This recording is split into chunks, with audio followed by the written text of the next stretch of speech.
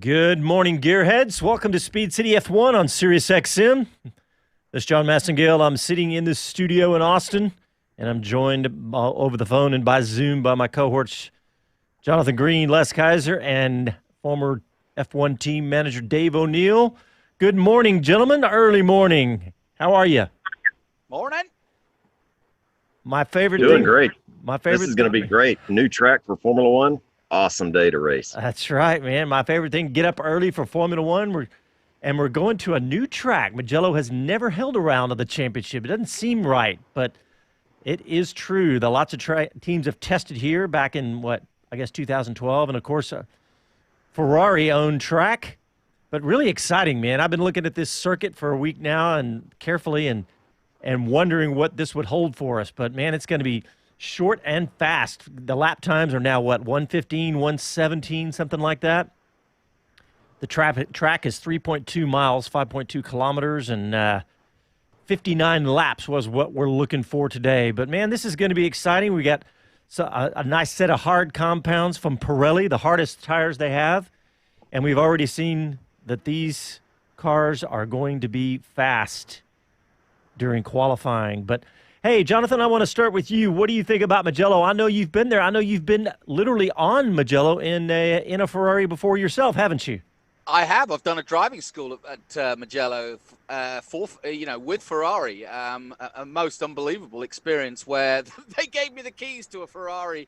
And we actually had Formula 3 drivers in Alfa Romeos guiding us around and telling us when to accelerate, when to not accelerate. But yeah, it's an amazing track. So I've spent quite a lot of time there. I've done a lot of bike racing there in the past. It's well known. It's famous for being a bike circuit. In fact, Texas's own Kevin Schwantz won back in '93 when he won his world title, has won there. Yeah, all in all, it's actually the third fastest track this season after Monza and Silverstone. So it's going to be fast. I think the attrition rate's going to be high. There's a headwind. I've been listening to YouTube this morning, and they've got up this morning, and there's a bit of a headwind going into the first corner, which is going to be interesting because you are in the hills above Florence. So it's a fantastic setting. But it's so fast, and you're flat out for a lot of the time through 6 through 9. It's very, very quick through the Casanova curves. And then you've got this long straight as well into the first corner. So it's there's a lot of reasons to be interested in this. Yeah, and I love the natural topography around there. But yeah. Hey, Dave O'Neill, I want to ask you because when we were reading about and studying this circuit, it didn't really look like there may have been a lot of passing. But the F2 and F3 and it looks like that might not actually be true. We might actually get some passing and maybe even a little excitement into turn one. What do you think about that? Yeah, I think the circuit is definitely twisty and turny. If you think about it, it's pretty close to a Monaco time as well. So if you can imagine how quick a Monaco lap is, you get used to that because you can see all the landmarks around the place. But Mugello's a different story, I guess, for all of us, seeing where they are and placing the cars in the positions, track position. But yeah, I think you're going to see certainly a little bit more. The other thing you might see is what we used to refer to it as blue flag death. So let's hope there's not. But if there is a lot of overtaking, maybe we can reverse that. But certainly look forward to the race. It's going to be a good one, I think. Dave, speaking of circuits, you're out at Circuit of the Americas this morning, aren't you, out there for a track day? I am indeed, yeah. I'm watching the sun raise its head, and it's pretty nice coming up by the Cota Tower. So it looks like it's going to be a lovely day here, 93 degrees, sun shining, blue skies. I'm out here with an event called Track Rats. So people bring their cars, do a bit of testing, familiarise themselves with the track, and generally enjoy themselves. Sounds like the perfect day to me. It is. Dave, I got to ask you, back to Mugello, Okay, we know Ferrari's been on this course. There's been a smattering of others. What's it like for a Formula One team to go there, and do they have any sources for data uh, in this situation? Well, yeah, so that's a good question. I mean, the data is normally, driven and also from the car when you go around the track. But what happens is there's a lot of the teams have affiliations with the F3 and F2 teams. And what they do is the F3 and F2 teams tend to go out much earlier than the F1 cars. So if you fast forward, apart from having a simulator and using that tool prior to getting to the circuit, once you're there, you normally pull the data from the cars. They use similar tyres to the F1, Pirelli compounds. So they can use the GPS data from the F3 and F2 car, and they do that at all of the circuits that those cars drive in. So the data is real, obviously, but also it's pretty true as well, because they can true the whole data or square the data up if you like.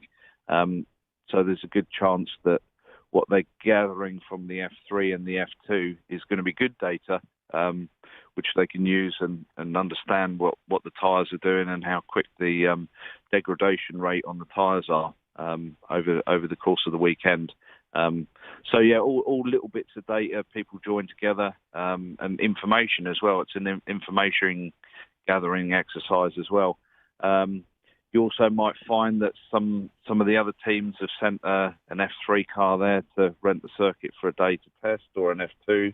No, you can't do F2, but you could put something else out that would give you an idea. So there's different ways, but I guess the main big way would be a simulation, and then on the weekend would be F3 and F2 data. Dave, you've been to Mugello yourself?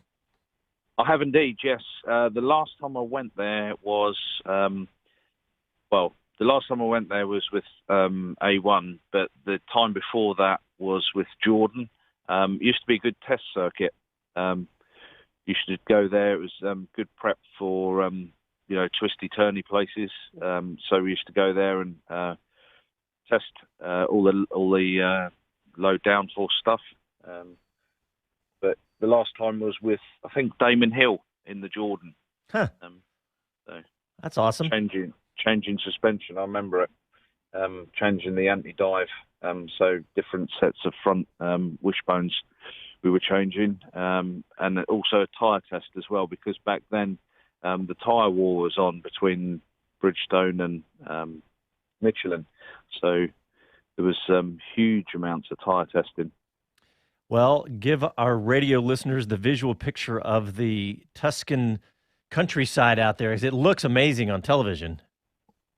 It's beautiful. It really is, up and down, and it's right in the heart of Italy, if you like, with all the buildings you see with the terracotta roofs. I guess the best bit about being there is the food. That's one bit I'll definitely miss. So, well, it sounds awesome. I think it's going to be a tough track to overtake. It's very fast. It's a very physical track.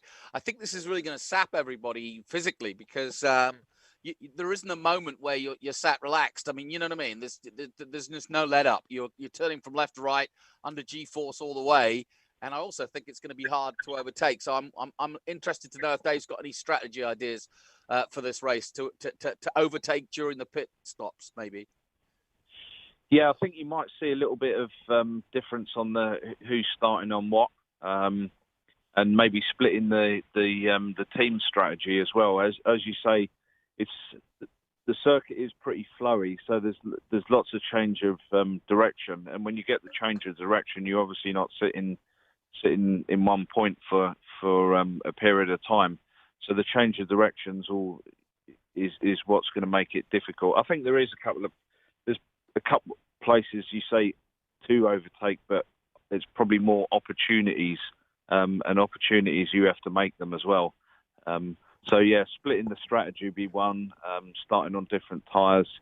I then going from there. And we haven't got any data on the place, so we don't know. At least when you go to Monza, you can say, well, there's 24.5% safety car liability there, whereas here we can't. So it's all new, and we don't know what the teams are thinking. But obviously, the fastest strategy is the one at the front that people are going to try. And then if it is very difficult to overtake, that's when you break out your other strategy and try and do the undercut.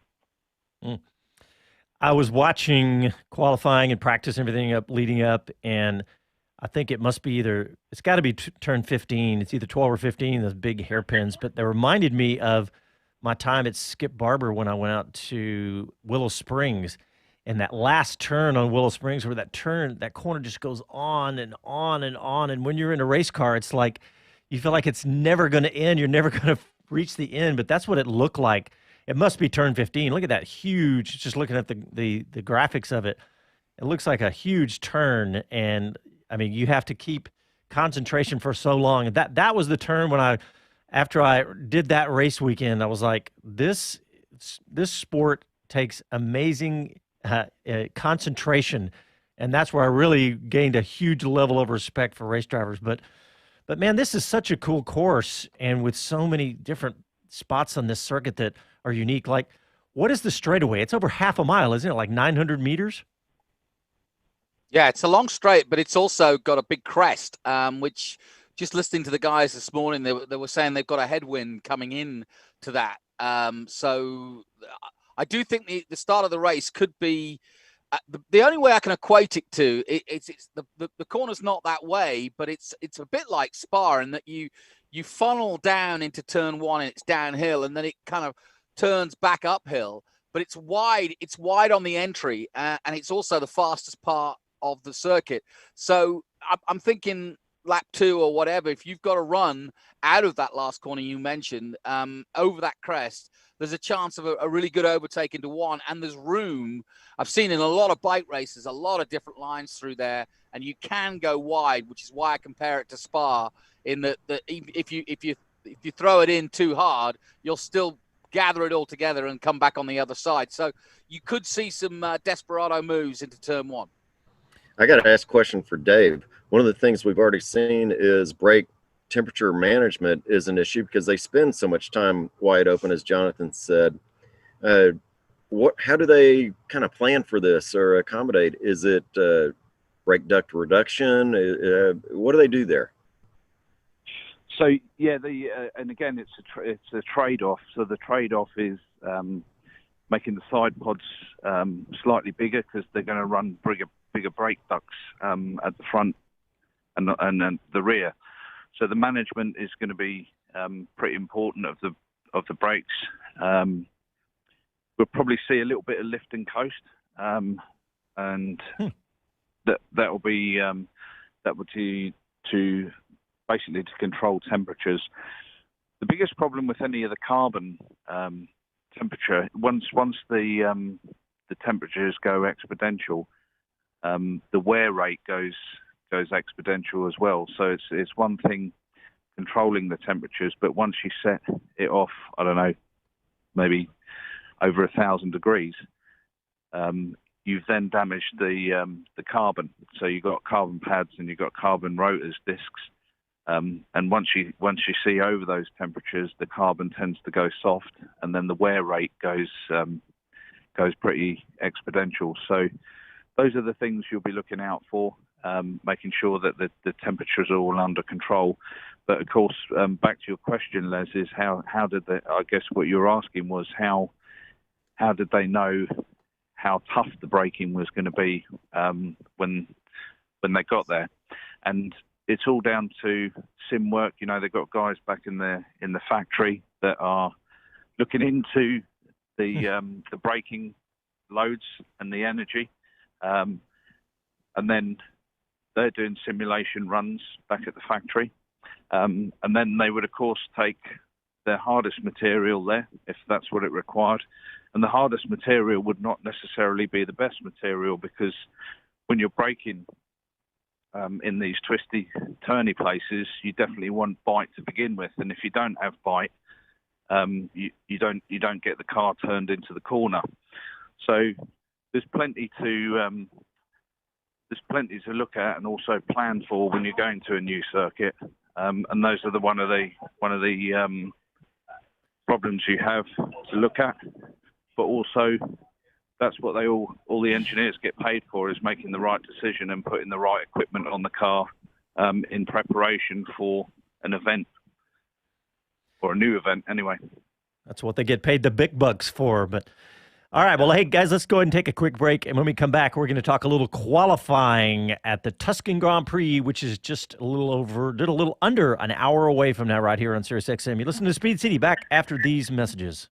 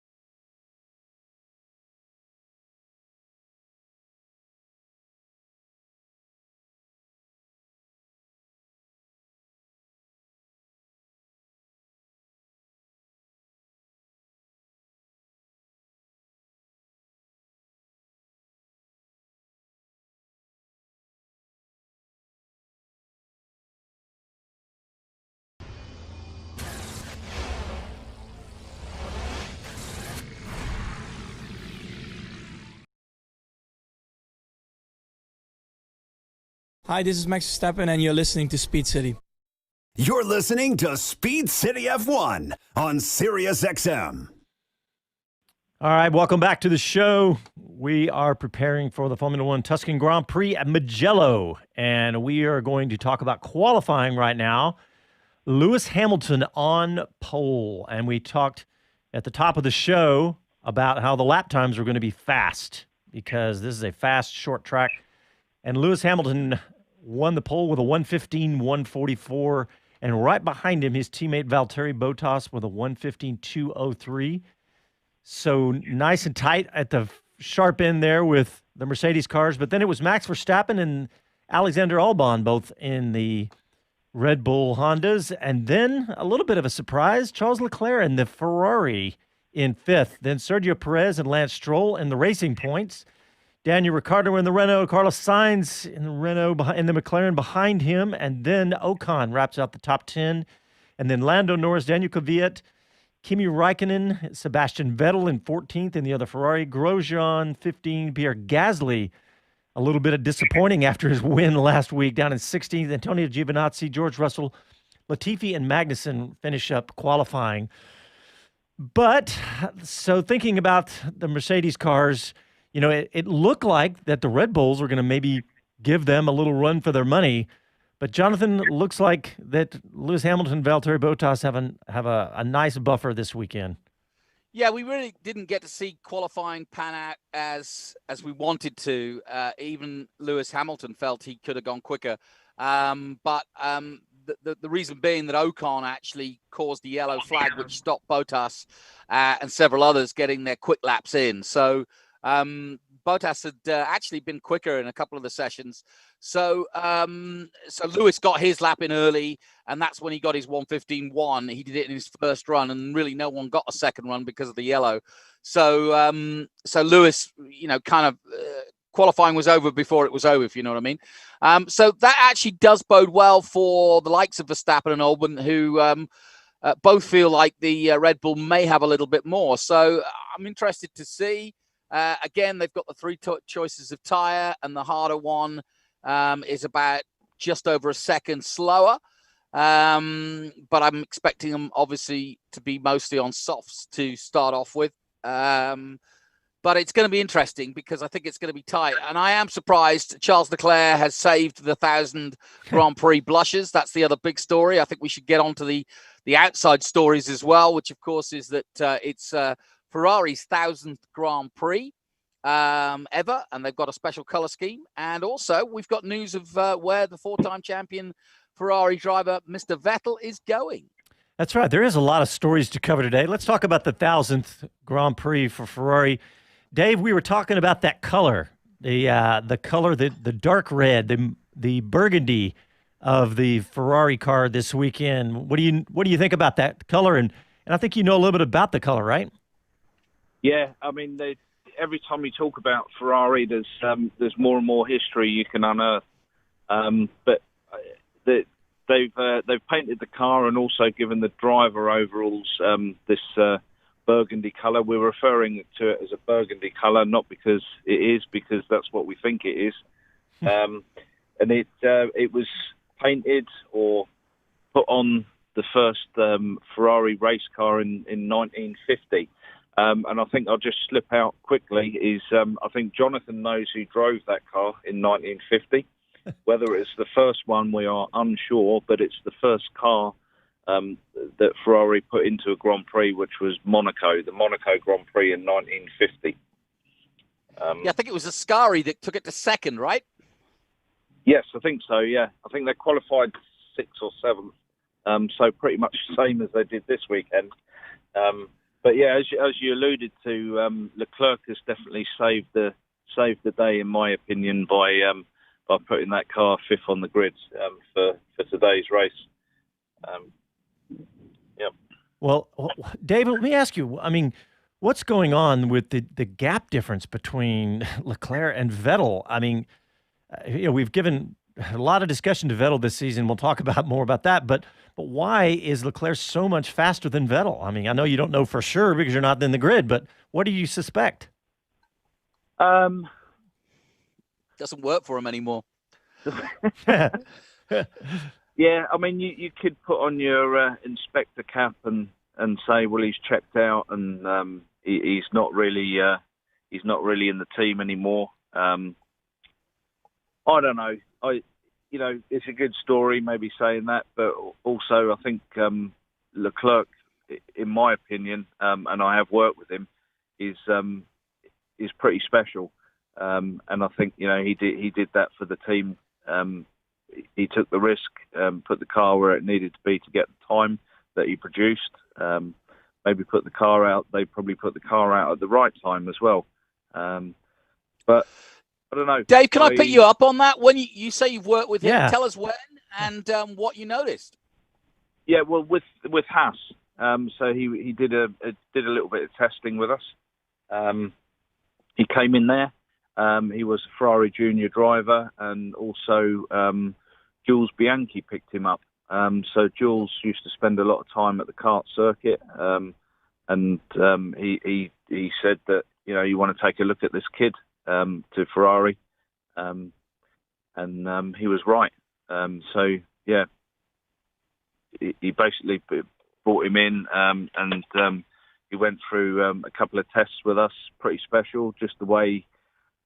I guess, I mean, you can have a quick driver that doesn't talk and doesn't want to engage with people, like Kimi, and then you get someone like Leclerc who he was definitely grown out of the professional patch somewhere in the South Mediterranean.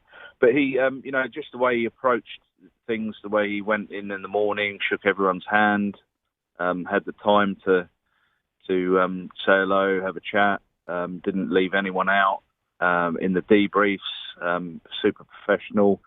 The stuff he could dig out and talk about was pretty special as well. You normally can tell that when you've got two ways of seeing whether someone's quick, and that's in the car with a stopwatch on the track, and then when they come back into the office and start doing the debrief and talking about what the car does, and not only talking about what the car does, but what the car's doing through the corner while they're changing the switches and managing the power levels. Of course, things have changed an awful lot since you used to go 100% on the throttle.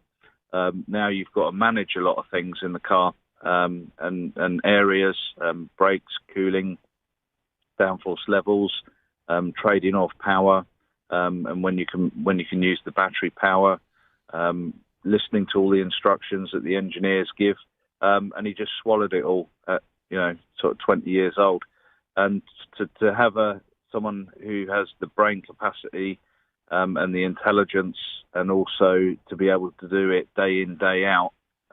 Leclerc is like that. Now, I'm not saying Vettel isn't. The only way I'd know Vettel is being in the driver meetings and listening to him talk and etc. He's definitely very intelligent as well. But as we've talked about before, has he dropped the tenth or two that it takes to put yourself in the position to move out of being a quick driver to being a super quick driver? And I think possibly that's the difference. Ferrari's about being a constructor as well, so they won't want their guy down in 17th just because it makes him look bad. They still want points, and they still want to finish up the front and understand the car. There's an awful lot to learn this season, even though when you have a bad car, you've got to make sure you don't make these mistakes again, and gather the information and the data and process that for the following year, because the teams aren't going to be putting a load of effort into next year's car.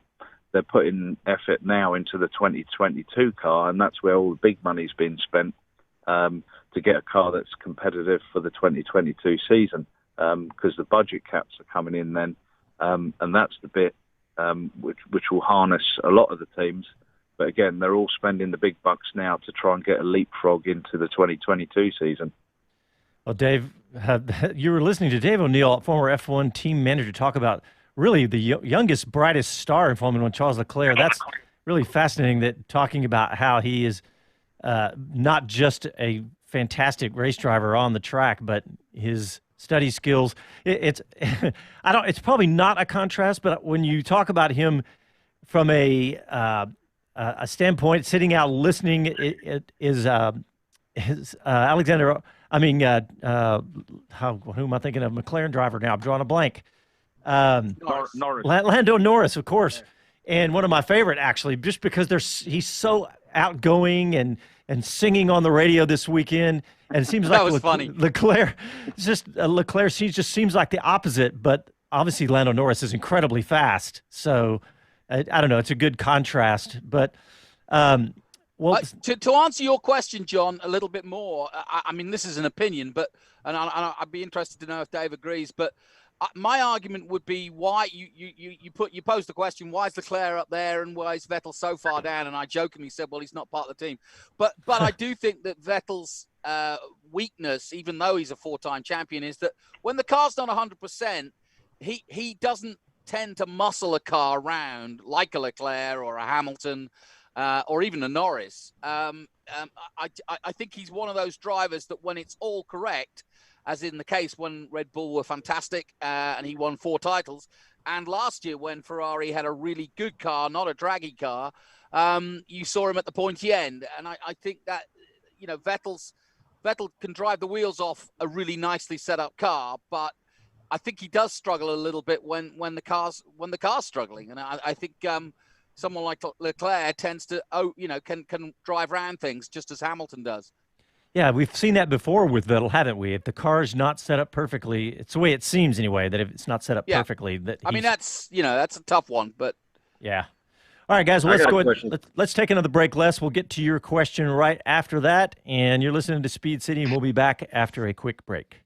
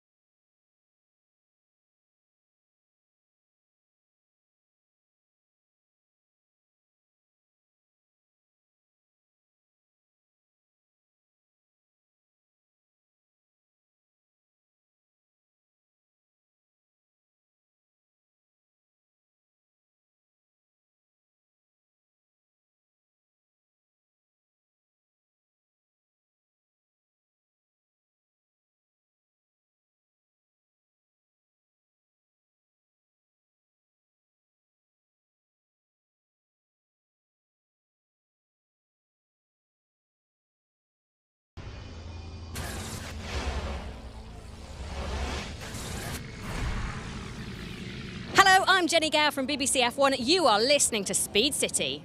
You're listening to Speed City F1 on Sirius XM.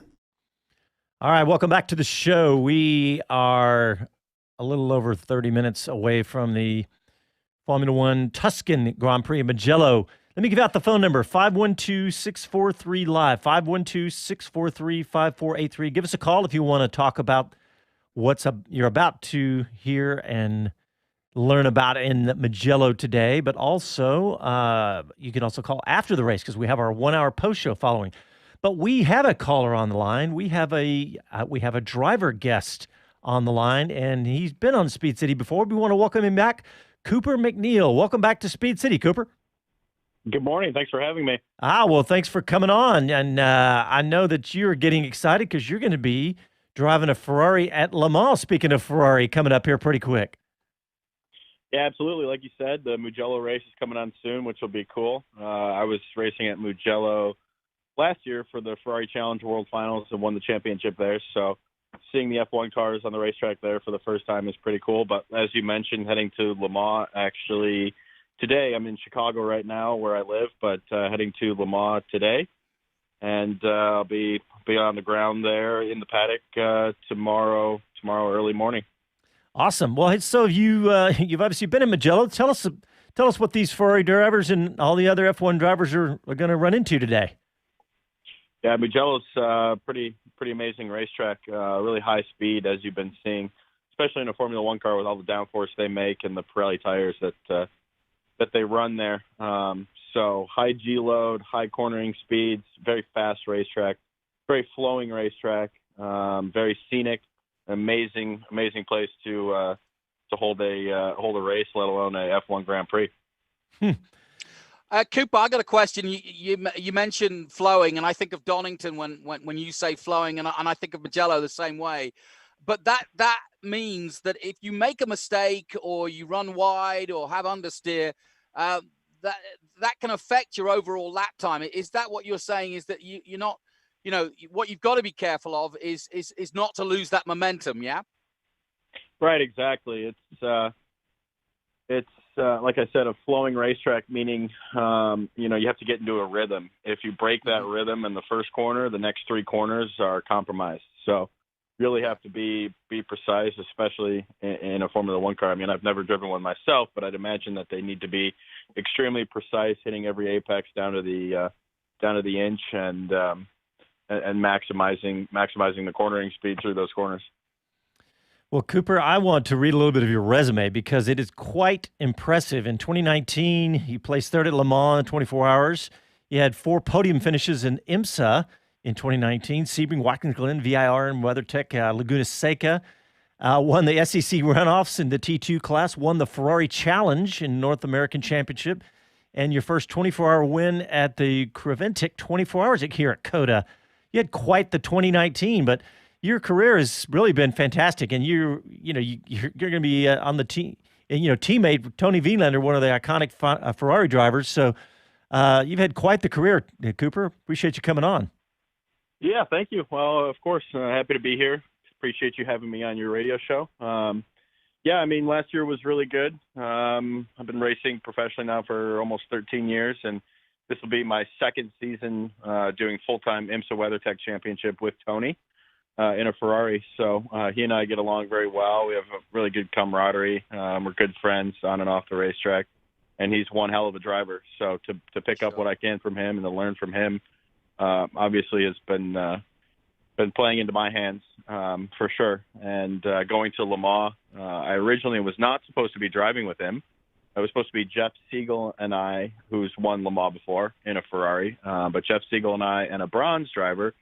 But due to coronavirus and issues that's caused us, our bronze, actually the few bronzes that we were talking to couldn't do the race because of travel restrictions and issues regarding coronavirus. So we were forced to look at other options, and the other option was running in the pro class because then we didn't need a bronze. And then that would allow us to bring Tony on board. So Tony's won the race twice in a Ferrari, been on the podium, I think, if I'm not mistaken, 6 times total at Le Mans. Yeah. I've been on the podium twice there, including, as you mentioned, a 3rd place last year, 3rd place in 2017 as well. Siegel's been on the podium at least twice, including a win. So I think combined between the 3 of us, we have 11 podiums at Le Mans. So obviously it's the most difficult, challenging endurance race that there is in the world. So we have to have a bit of luck, of course, but also have to have no mistakes, no penalties, no wheels off, no contact, no issues, nothing. We have to run a perfect race, a fast race, and we'll see where we end up at the end. We're definitely the underdogs, but I think we have a good shot at a podium. That's great. Well, hey, we got a little bit of breaking news. I saw something on Twitter about Max Verstappen complaining about a power unit issue. It says it is definitely not okay. So, Cooper, what is it like when you're about to run a race and all of a sudden your car is not acting like you want it to? What's going through Max's head right now? Yeah, well, unfortunately, in motorsports, that's all too common. It's a machine, it's a mechanical thing, and they have issues. They break. So that's the reality of the situation. At VIR a couple weeks ago, we had a mechanical issue while running 2nd place with 50 minutes to go. So, you know what? That's racing. Things happen, and I'm sure his tensions are high, but he knows that he has one of the best teams behind him working on it feverishly right now. So, the chances of them making the race, I think, are still pretty strong. But obviously, he's a little bit on nerve. But he's, Max, he's cool and collected, so he'll be fine. So, Cooper, I think I remember this about you. I think the main reason you're not in Formula One right now is because you won't fit in a car. Aren't you like 6'5"? How are you a race driver being so tall? Yeah, I am 6'5", and wow. I barely fit in the GT cars, so I kind of have to fold myself into them. But I've worked a lot with Ferrari to get myself fitting in it, not only comfortably, but most importantly, safely. But as far as the Formula car goes, I don't fit. We have a few Formula cars in my family, and I can't drive them because I just simply don't fit. Yeah, I was talking about doing the Skip Barber many years ago when I was younger, and I showed up and slid into the Formula Ford, and they pulled the nose off, and the guy looked at me and goes, "This isn't going to work. Your feet are not going to fit down. You're going to have to do something besides those big tennis shoes down there." So I imagine you've run into that. Well, Cooper, I also read you have your helicopter's license. So what I really want you to do is come to the Formula One race next year here in Austin and give us a lift past the traffic out to Circuit of the Americas from downtown. Hey, let me tell you, there's no better way to see a racetrack and the country, for that matter, by a helicopter. So yeah, I got my license. That was one of the good things that came out of quarantine for me. There was no racing, so I was able to focus on getting my helicopter license, which I did a few months ago. So I've been flying that to about every racetrack you can imagine, and it's a blast. Actually, I was racing Ferrari Challenge last weekend at COTA, and I flew it from Chicago to COTA, and it was only 2 stops from Chicago in the helicopter, so not too bad. Wow, that's a long trip, and I don't think of a helicopter ride as Chicago to Austin, but that's pretty cool. That's a long way. Mm. Yeah, like I said, it was 2 stops, so 3 legs. Each leg was about 2 hours long, so it was about 6.5 hours of flight time. So yeah, not bad. I mean, we're at 500 to 1,000 feet above the ground at any given time. So, like I said, no better way to see the country than via helicopter. Oh wow, that's cool that you're so low. What kind of we're a bunch of gearheads. We got to know what kind of machinery are you flying in, and that you flew down from Chicago.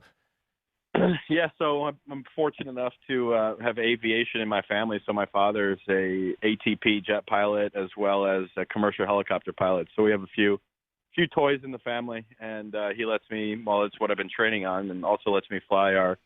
It's an Airbus A-Star.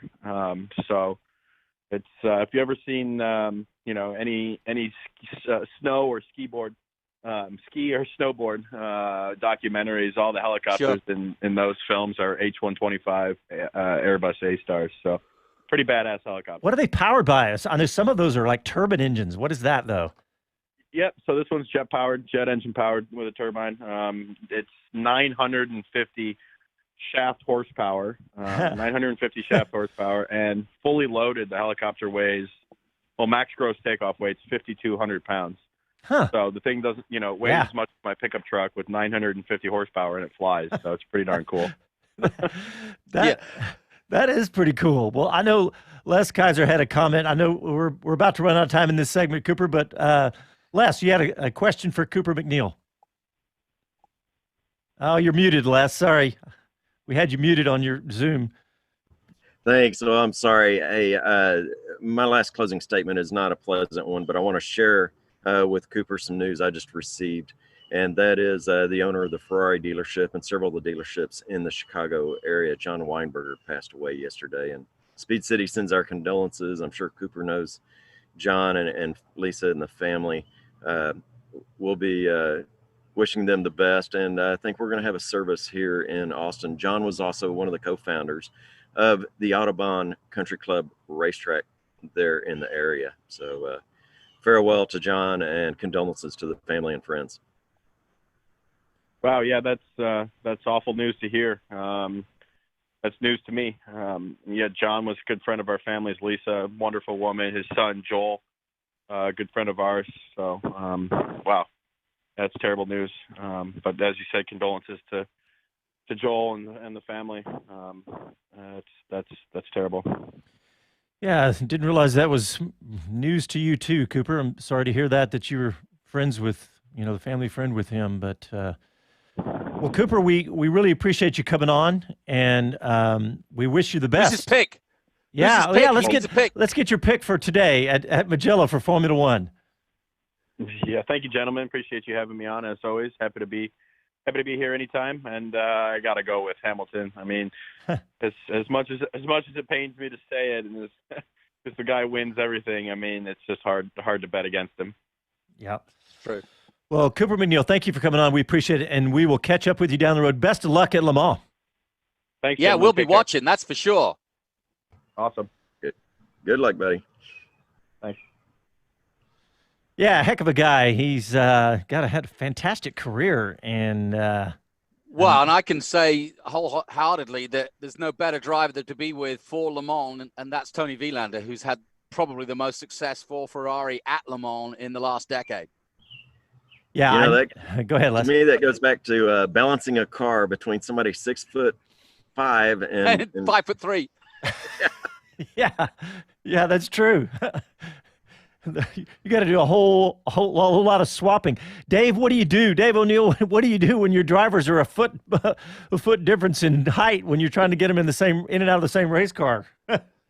Yeah, I mean, there's we fitted Justin Wilson into a Jordan, and he drove up and down. He actually opened the dual carriageway, which I don't know what you call in the States, but it's a 2-lane highway effectively in the UK. So the one that everyone drives into the British Grand Prix now is the one that Justin opened for us. But he didn't just do that; he did testing with us as well. But putting him in the car, someone that size is not just the length of the legs. It's of course your arms drop down to meet your waist as well. Yeah. So you've got to try and push the steering wheel higher out the way. It's very challenging to get someone who's that high. If you want to breed any F1 drivers, they need to be 68 kilos and 5'6", 5'6", 5'8" at the most. I think Felipe Massa is the perfect size. Yes, exactly. But you tend to, you don't run a seat. You push the pedals all the way to the front of the bulkhead.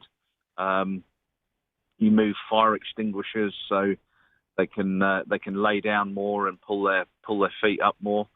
You put big spaces on the steering wheel, and then of course the legalities come into it, making sure that the head is below the line of the roll hoop and the top of the chassis at the front. So you have to put a straight line on there and make sure that the head isn't protruding that space. Yeah, that's what I was worried about when I was in a Formula Ford car. Because I'm about 6'3", when I was getting in, I was like, is my helmet sticking above the roll bar? Yeah. So you have to do those, and then of course the other thing which isn't easy, sounds easy, is the jump out test. So you have to get out of the car unaided in 6 or 7 seconds, and that's tested by the FIA at each event. To make sure that drivers can still do it. So you've got to remove the headrest, take the steering wheel off, undo the seat belts, pull yourself out, and then put the steering wheel back on the car as well once you've done it. So, quite an interesting project. Well, guys, we touched on this. We haven't talked about it, and that is really the biggest news of the off week, and that is about the silly season with Sergio Perez, who out-qualified his teammate this weekend, but Sergio Perez leaving Racing Point, which will be Aston Martin, and Sebastian Vettel stepping into that seat. So that begs the question, where do we think that Perez will end up? Jonathan, where do you think? Well, there's a good chance he could end up at Alfa Romeo because that's the obvious sort of seat-taking potential if Raikkonen quits. And Giovinazzi may move aside. I mean, obviously Perez is a very, very strong candidate for any team. He could drive at the highest level, if not in the mid-level. Haas is a possibility.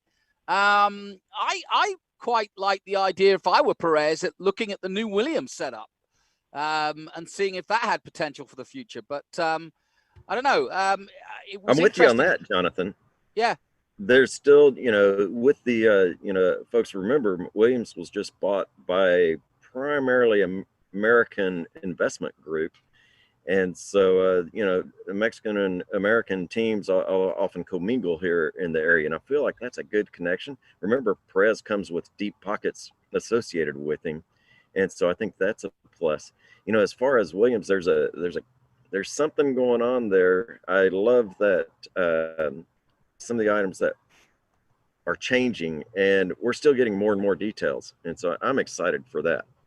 Yeah, Les, thinking about what you just said. So Sergio Perez, if he were to come to the Haas team, he would basically, I mean, think about having your home race, right? So he's got the Mexican Grand Prix, and then here in Austin, we're what, a 2-hour flight from his hometown of Guadalajara, and so I think that you remember how many we've had huge Mexican attendance at the U.S. Grand Prix here in Austin, especially the first couple of years before the Mexican Grand Prix. So that's another thing. I don't know if that would play into it, but I want to ask Dave O'Neill, where do you think Mr. Perez will end up next year? Yeah, good question. Without being sort of inside, knowing a little bit more, I think he's got 4 choices. There's also, we have to mention a Red Bull choice. Red Bull certainly aren't going to win a world championship with having 2 drivers that aren't on the same level, i.e. scoring points every race and points right beside each other. So you've got to ask themselves whether they want to try and go for a world championship, whether Albon's ready for that next year. I think he is, and it's hard work having Max as your teammate, because he's just going to, he's going to give you a hard time every time you get in the car. But going back to Perez, he's like Jonathan said, he's got the Haas option. I think Slim is part of the board at Ferrari, so he's definitely got the Alpha and the Haas option. Carlos Slim, yeah, that's where his money comes from. Yeah. Yep. And then you could probably go the Williams route, but of course, how old is he? How much messing about does he want to do until he gets results again, like he's been having with Racing Point? So Williams for sure. Hopefully, and touch wood and all that sort of stuff, they're on the up and up. But they won't be doing that next year. They'll be planning for 2022. So that's where the investment will be going into in the Williams team. So another option there. And then you probably have who else you got there? There's one other that he could probably pop into. Well, also, maybe not even Formula One. Anytime you think of a Formula One driver, they could go somewhere else, IndyCar or wherever. But yeah, I think he's definitely worthy of staying in F1. I know, even without money, I think he's a quality driver. He's got all the tools in his box to do the right job. He's professional, and he gives it 110% every time he steps in the car. So I think the real options for him are kind of semi-works drives with Haas and Alfa Romeo, in my opinion. You talk about being professional. You heard, well, I think we all heard that it was announced, and he had a great statement. It looked like it was prepared by a professional PR team. It was all the right words. But then you heard him interviewed saying he literally had just kind of found out kind of last minute. So there's that professionalism. And we got to take a break, but I want to ask you one last question, Dave. How fast do you think he is? And the way I think of it is, what if you were to put him in the other Mercedes alongside Hamilton? Do you think that he would? Do you think he's as fast as Bottas? Do you think he's that level of driver? I think he is, and also we also have to remember the experience he gained early on in F1, which if you don't perform, you're out and forgotten about pretty quickly. But he had his stint at McLaren when he first started, after coming out of the first season and then into McLaren. And it didn't quite work for him there for one reason or another, but he definitely learnt an awful lot. And I think that's why he's so mature and so consistent, is because he's got into the zone and he's able to put himself in the zone. When it comes to Hamilton, I think it's difficult for anyone to sit in a car beside Hamilton and say, I'm going to beat you, and actually be serious about it. When you've got 6 world championships and all those wins, it's just like me going on a football pitch and saying, I'm going to have that Messi, it's not going to happen. So I think the more and more he wins, the line just goes away from capturing him even more. But when it comes down to Bottas, I rate Bottas. I think he is good, and we also don't know how he's veering away from been as good as he was by sitting beside Hamilton every weekend. Yeah. You know, even though Hamilton's a pleasant guy as a teammate, if you're not giving him any bother, he's not going to do what Rosberg and Hamilton did to each other, because Bottas he's not built like that. He's just a racer. He wants to get in and go fast every weekend. So, you know, he definitely needs help with his mind. And then, sure, you put someone else new in the picture like Perez, and he's definitely going to poke or pull Hamilton's tail. But how long will he pull it for is the question. You know, I'm glad you said that, because that's the way I felt. And really think of that. Think about what we're saying, guys. We've got a driver of that caliber on the market and a lot of choices where he could end up. So it's going to be really fun to watch what happens. But all right, guys, we got to take our last break, and we're about 14 minutes from the Tuscan Grand Prix. Write the phone number down. Give us a call, man. We've had calls from all over the United States. Let's give us a call and tell us where you are at 512-643-5483. Back after a quick break.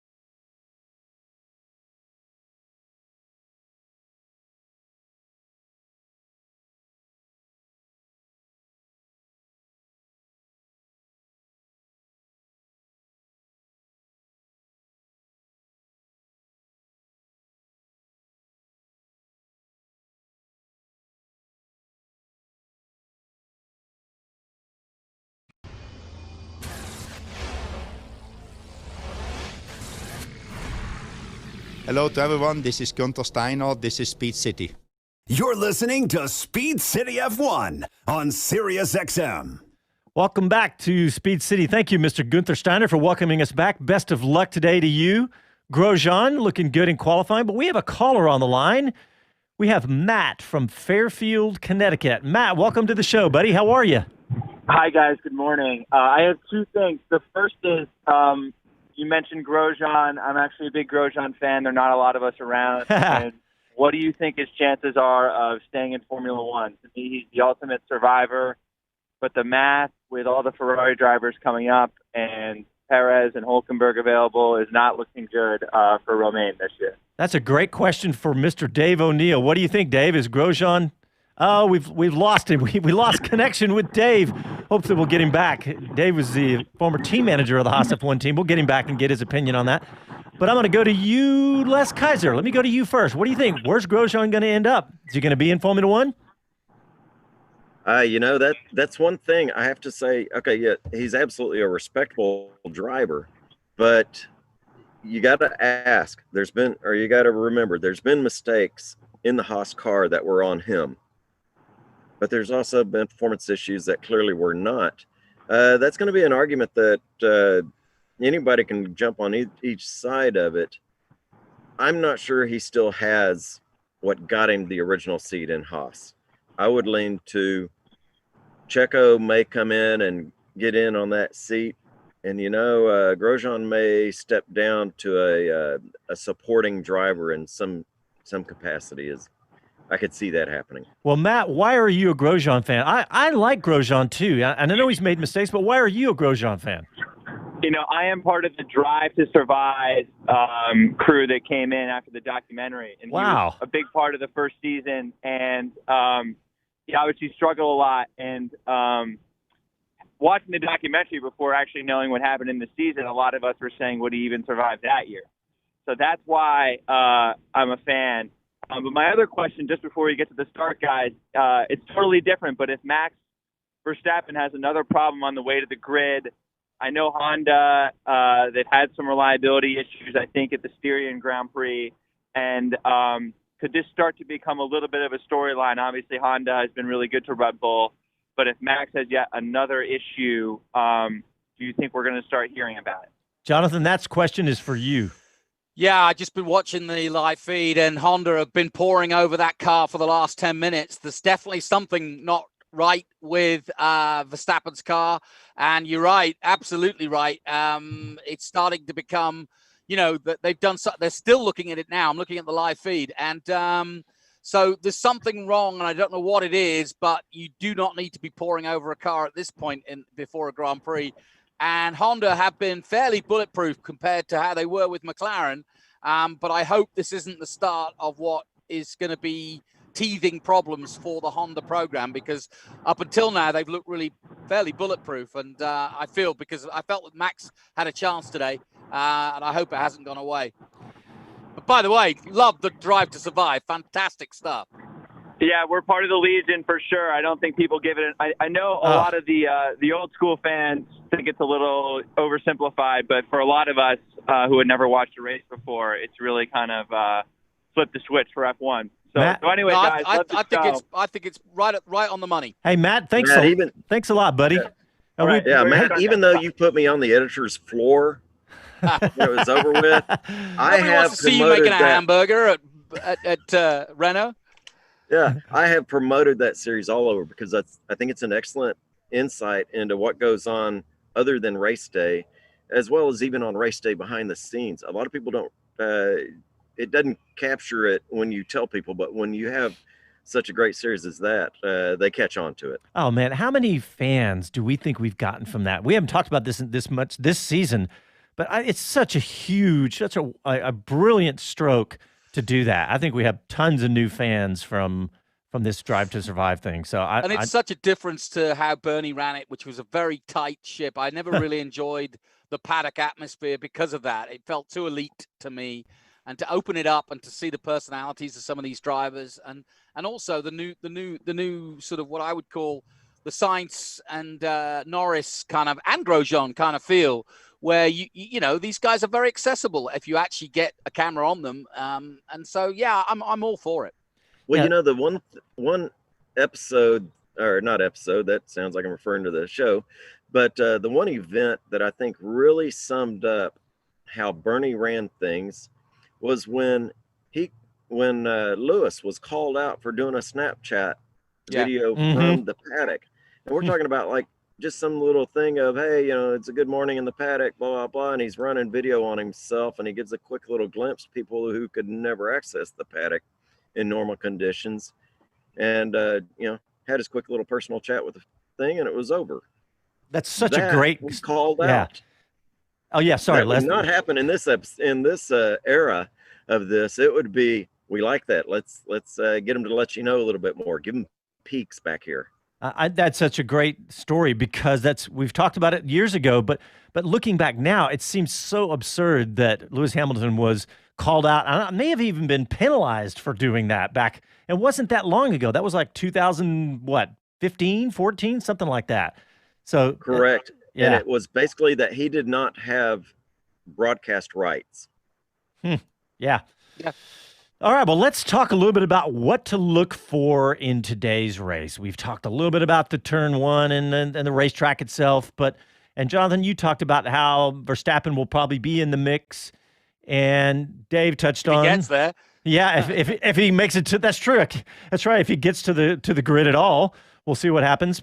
And Dave talked about how Albon is really not he's not been the teammate that Verstappen needs right now to be up there.